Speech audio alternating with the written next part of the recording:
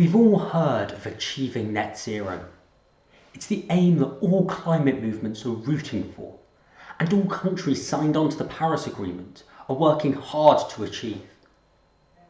But are we sure achieving net zero is enough? Will this stop the irreversible damage being done to Mother Nature? Are we sure that this is enough for the millions of people suffering and dying already because of the impact of climate change? These questions are the ones that gave birth to WorldWard, because achieving net zero just didn't seem good enough.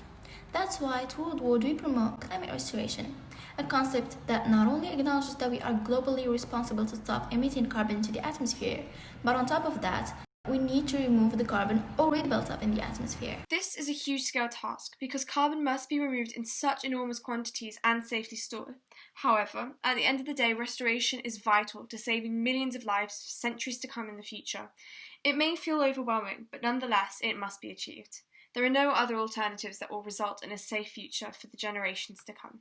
For the past few decades, whether you felt it or not, climate change has been affecting all of us, some worse than others.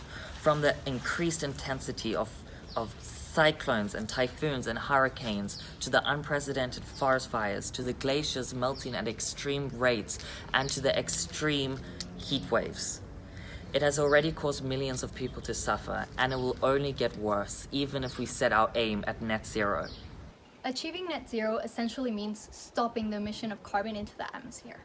Yes, this will limit the effects of climate change and may eliminate the risk of a complete apocalypse, but this will also lock in the already existing dangerous and life-threatening problems which are impacting the lives of millions of people every day, now and for hundreds of years to come.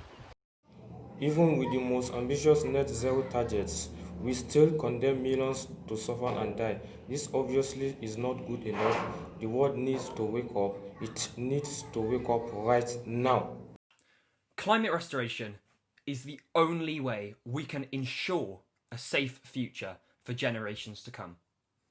By removing the CO2 from the atmosphere that is causing the climate crisis, we can help to reverse some of its most devastating effects.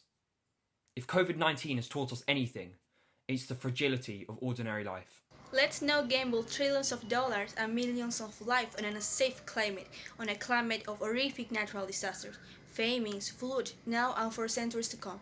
Let's combat it with hope, and not just stopping getting worse, but actually make it better. Let's move beyond net zero and start thinking about restoration. Now, from what you have previously heard, you might be frightened and concerned and maybe wondering what you can do. Well, here's an example.